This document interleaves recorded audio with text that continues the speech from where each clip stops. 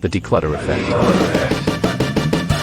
How many business ventures have we had in our almost 15 years of marriage? We've had quite a few over the years, which is why we're self-proclaimed serial entrepreneurs, right? Do you agree? Totally. But not all of those ventures were successful. Yep. In fact, we had mild success. Can I say mild? Yeah. On some of them, while others turned out a loss or even disaster. Loss of money or resources, yes. Loss of resources in terms of time, probably yes. And it's the most valuable resource to protect too, because you can't have that time back anymore. Yeah, which is why we came up with this list we're about to talk about, because in that time exchange of having a business, but then the business not being successful, you did lose time and of course money. But what you've gained were things that were more valuable, which are experience and perspective.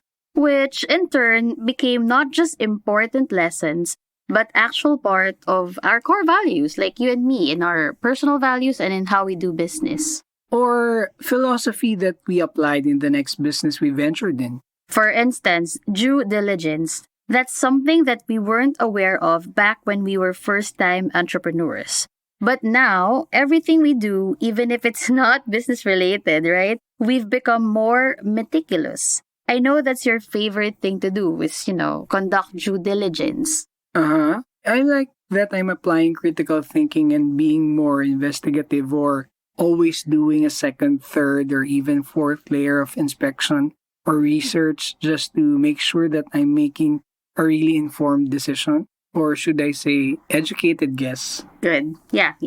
That's the most satisfying thing for me. It's that I know I've done my homework. I've exhausted all my efforts to know more than enough about something crucial or critical to my decision-making process. I can sleep soundly knowing that I did the pre-work needed before the actual work. Even though there are some instances where you want to put the entire control in your hands just to make sure that a business or a project can be successful or not. If you do your homework, it can give you a restful evening. Yeah, I agree. Yeah. Okay, so what's the first thing on our list? Well, that's the first thing, actually, due diligence. Okay, so moving on to the second building block for business growth, it's problem solving, which is related to critical thinking that you mentioned earlier. Being in business, especially if you're a small business owner, you'll encounter challenges often, no matter how much you plan or structure your business. It's just the way the landscape is. That landscape is ever-changing, so you just have to be ready to problem solve. This is my favorite on the list. In my opinion, problem solving is acquired over time. Agree. Whenever you are in a problem solving situation, it's never the easiest because that's where you are faced with a wall that is difficult to climb, or you have a specific problem that it took days for you to figure out the solution. But nevertheless, it should be embedded in you that whenever you encounter a specific problem, you have the patience and the mindset that these problems can have a specific solution, but it requires determination and perseverance to it.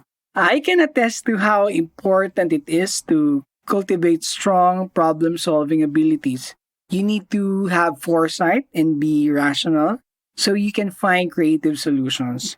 And this has been a huge contributing factor to our client success. Yes. Since Team Dklutter's promise is to help clients streamline their workflow for efficiency and profitability. So, problem solving has been key to our agency's success. Yes, which is also why clients keep on referring us. We've grown this business and turned it from a single VA working in the gig economy, that's me, to an actual full-fledged, fully registered agency. About 95 or I think even as high as 98% of our business has been on referral or due to referral, and we've managed to save a lot on marketing costs on account of it. And personally, I love working with clients who have been referred because they're already pre-vetted. They know the quality of work that we do. They already have their insights about us. They know what they're getting into with us, that we're a little pesky because we really dog our clients with their deliverables. We want to get the job done. That's why we're gonna always message and follow up because that's just who we are. That's just how we're built. But again, rest assured, we get the job done. And this is the perfect lead in to the third building block for business growth, which is networking.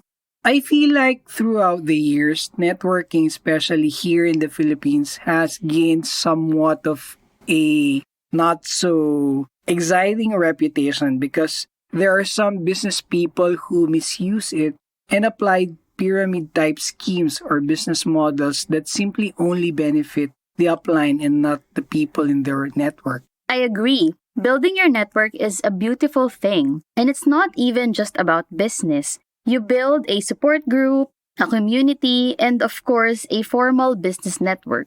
You integrate yourself in different circles, and as long as you're always upfront and transparent with your intentions, being able to clearly delineate business from personal, your networks will flourish.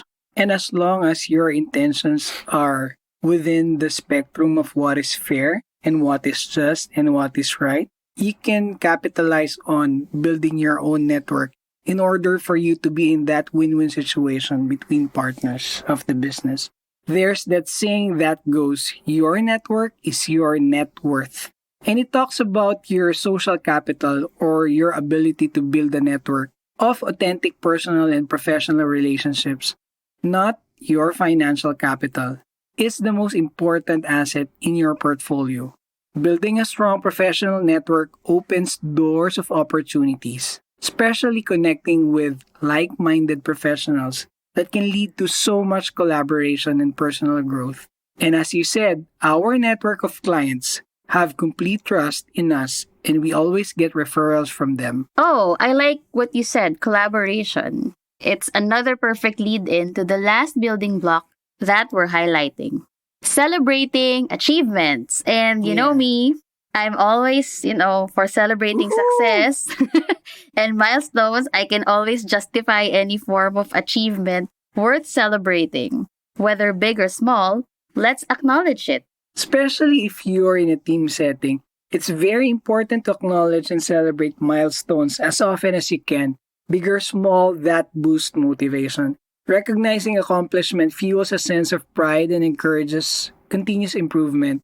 You can all start the following day with the air of victory and winning in the atmosphere. That is very true in our experience that whenever we have small things to celebrate like closing a client or someone who takes interest That's in not a small thing. Closing a client is a huge thing. It's a huge thing, but closing a client once, but closing a client with a specific project term is huge, right? Yeah. So you can see that the team is responding to these celebrations and their energies were up on a Monday morning, right? Yeah, totally.